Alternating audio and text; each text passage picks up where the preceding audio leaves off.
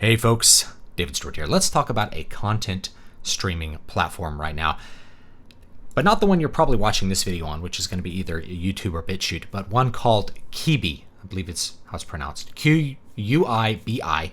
I just learned of its existence this morning thanks to a couple of people bringing it to my attention on Twitter.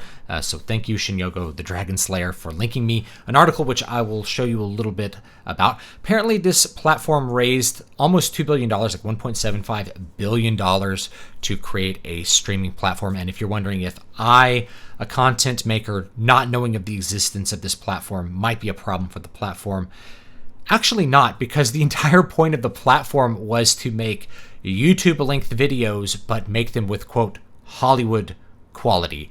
And therein lies the big failure, I think, here, because it's something where all the money and all the capital and all the shows are coming out of Hollywood, created by Hollywood producers who think that Hollywood productions equals quality. Now, Hollywood is capable of producing things of high quality, and it's very much capable of producing things with high production quality. But if you've been paying attention to my channel over the past couple of years, most of my complaints with Hollywood productions really come down to writing, not the production value. The production value is usually pretty good, but it's the writing that's always weak. Most movies, most shows tend to have very low quality writing. It's very simple, it's not witty, or it's very formulaic, very dumbed down, like they expect the audience to not be able to understand anything that they're doing. They never take risks, and in general, that's why I've become extremely bored with Hollywood movies over the last couple of years, really much longer than the last couple of years, and why I generally don't watch TV shows. And so, of course, this wouldn't be a platform that I would want to watch things on. Their whole idea was, we'll make 10-minute videos that people can watch in line at Starbucks, but Hollywood quality. And so the arrogance of Hollywood producers thinking that what they produce is quality,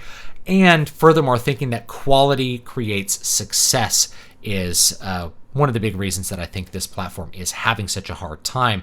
People aren't watching the videos on it. People aren't subscribing to it. It's a subscription service, I think $5 with ads or $8 without ads.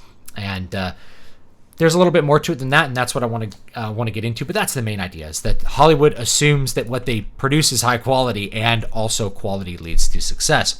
When you're producing something like a YouTube show or a YouTube video, what you're really doing is you're operating in the absence of information. And so what they are assuming is that they have the information necessary to produce content that is as high a quality as popular YouTube content, or as popular YouTube content. And the reality is, all the YouTube content that you see that's very popular, very successful, it started off with a lack of information, not a lot of information describing what they need to do. So what they did is they looked at YouTube videos and they're like, they're all 10 minutes long. What if we made popular YouTube videos, but we did them with professionals, thinking that what they do is high quality and that they're better than the people producing it on YouTube. Turns out that's not the case, because they don't understand how it's working. When you have thousands of people making videos and thousands or millions, billions of people watching those videos over and over again, sharing them, it produces viral effects. And what you have is a filtration where a lot of stuff is put out, and randomly, according to the people before the event, they can't predict what the success is going to be. It gets filtered down into just a couple of mega successes, a couple of viral successes. You can't replicate that filtration system by making just a handful of Hollywood quality shows and putting them out there and hoping people will buy your subscription service for it. So that's the first big one, is they're thinking quality creates success. Not really. Success always has a random element, but the random element is really what qualities are being selected by the audience. You can't always predict ahead of time, and thinking that you're going to be able to predict them ahead of time may leave you in ruins. It's a much bigger gamble versus YouTube letting everybody put a bunch of videos up and just seeing what ends up being popular. So that's the big couple of problems there. Now, there's some other things listed in this article, which I'll link down below. It's a Vulture article, and I'll read one of them. A bigger question was whether they were doing the math on something that might be worth considerably less than it appeared to be. One media investor suggested the quality of Quibi's lineup reflected, quote, an adverse selection bias. In other words, Quibi is getting A talent's B material, or else producers' desk drawer scripts, which haven't been able to attract a more established buyer. If we have a show that's going to be a huge hit, you pitch to Netflix, HBO, says a producer with a project at Quibi. If it doesn't get traction, you pitch to Quibi. Indeed, many of the shows Quibi picked up had been widely shopped elsewhere beforehand. Now, this seems like it's a logical explanation, and it might contribute to what's going on here. You have lower quality. You have the scripts that are not considered the best stuff for whoever's producing stuff in Hollywood. The thing is that if you're going to have a hit, you go to Netflix. You actually don't know if you're going to have a hit ahead of time. You're still gambling. You're just gambling with a smaller selection. And when it comes to things like Netflix or HBO, you have a smaller selection there to determine what's going to be a hit. Plenty of things are still flops, and they're flops even though the people who created them probably really believed in their success and really thought that they were going to be a hit and they had done something special. And so it's going to be the same thing with Hollywood. They're going to think that what they're doing is going to be successful. Truth is, success can't always be predicted, and your B story thing may actually be what's way more popular. I found this with my books. I found this with my YouTube videos. I don't know what is going to be extremely popular before I make it. I'm always operating in the absence of information. How you operate in the absence of information is going to determine more of your ability to find success than operating with what you think is relevant information. So they think they have relevant information. Turns out they don't, because they don't understand what makes 10-minute videos popular on YouTube. It's not that YouTube decided 10-minute videos would be the format. It's that people made videos of all different lengths, and a certain length video ended up being the video that became most popular. It was bottom up versus top down. So if you start top down, we're going to make these shows and we're going to have editorial control in this way over these shows. It's going to have a different effect than a bottom up or organization. So you're not going to be as effective with that same kind of content as a bottom up organization. And that's what YouTube is. It's bottom up. Lots of people make content. A couple things rise to the top and become very popular. They also did other weird things, like they hired millennials to try to predict their success. They're like, well, bring in information. Like if we hire millennials, they have information on what millennials want. Thing is, the millennials they hire are nothing like the millennials that are out there consuming products. This is an assumption that people between the ages of 25 and 35 all think and act the same. If I hire somebody in this age range, he'll know what other people in his age range want. Not necessarily, especially if you're hiring a bunch of Hollywood millennials. They're not going to know anything about what, Orthodox Christians in Kansas City want to watch. Those two people are so completely different from each other that they're really not comparable at all. So thinking that two people share one category, therefore they think the same. Hollywood does this in general. They think demographics are these monolithic things. They think everybody from one race likes content like this, and everybody from a different race likes different content.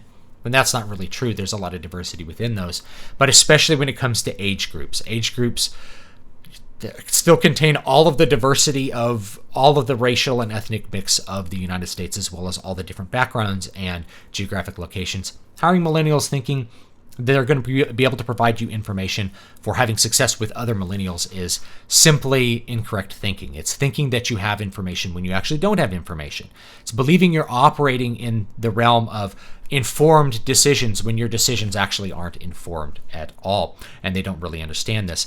There's another thing in this article where they blame coronavirus for their failure.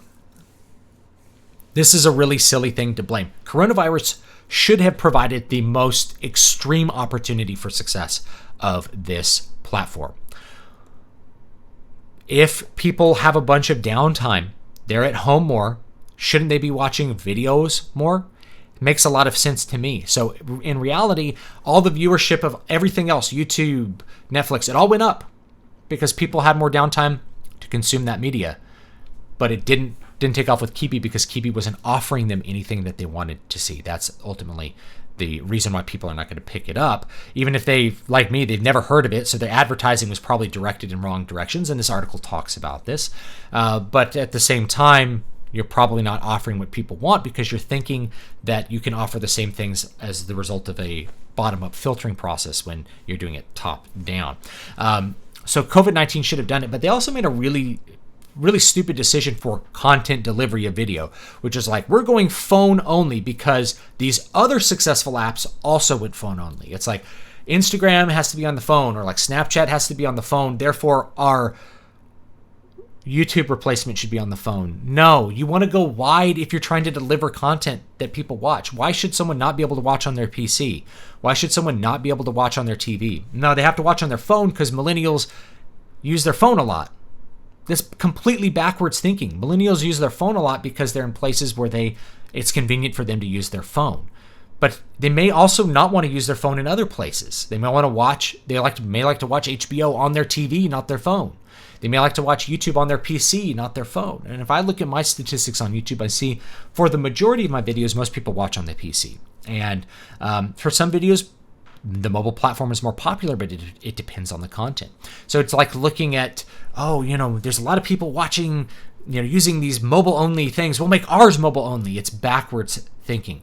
The whole point of making something like Instagram mobile-only is it provides a filtration for user-generated content, not to force users into a phone environment that creates benefits. No, they have their phone with them and they're going to use Instagram in particular environments. It's really to filter what people put on Instagram, not how people use it. Notice Facebook is still has PC apps or still has a PC HTML page. Same thing with Twitter. There's no reason to restrict your audience right from the get-go. Now, if you had gone wide and then you say, man, people are really watching this stuff on their TV, then you can more heavily optimize how you deliver content to TVs or to PlayStations and things like that. So again, you're going backwards. You're thinking backwards from how you actually have to think. So it's no surprise to me that this platform failed. It just is another example of Hollywood hubris, like believing very strongly that they have the information necessary to have success, believing certain things create success when it's the opposite of that. They don't have the information that they think they have, because no one really has that information ahead of time. And the things which they're trying to duplicate, which is going to be YouTube-style shows, didn't arrive at their popularity because of predictable quality elements, rather because of unpredictable quality elements. Randomness, essentially. They're black swans, if you will. They're random events that can't be predicted ahead of time, but maybe explained afterwards. And thinking that the explanation afterwards results in predictive value for another venture is a huge mistake that people often make. I talk to so many creators that are replicating what other creators do and then are perturbed that they don't find the success, not realizing that a lot of the success on the platform is random from your perspective before you make it. In other words, you're not going to be able to predict it. So it's just a great example of that, of Hollywood, again, not really understanding what it's doing and not understanding what has made it successful, which is going to have elements of randomness involved with it. Anyway, so thanks so much for watching this video. Leave me your thoughts about this down below, and thank you to Shinyogo for linking this to me on Twitter and letting me know about this content platform. It certainly doesn't interest me. There's no content that I've seen for it that would remotely interest me as a viewer, so of course I'm not going to subscribe to it. Maybe that's the last bit, is that if you want people to get onto a platform, you got to have content that they want to watch on it. There's a lot of content people want to watch on HBO already. HBO was something before it was a streaming platform, though. And so was Netflix. Netflix used to mail you DVDs before it became primarily a streaming platform at this point. So anyway, thanks so much. Newest book is called Tyrant's Gallow. Here it is. It's actually part 2 of Moonsong, so you can read part 1, which is called City of Silver. That one's only 99 cents. This one's $2.99. Basically, Adventures on Pirate Island, so check it out. It's some good fantasy that I had a good time editing, that I wrote actually a long time ago and had a good time writing too. So thanks so much, and I'll see you guys next time.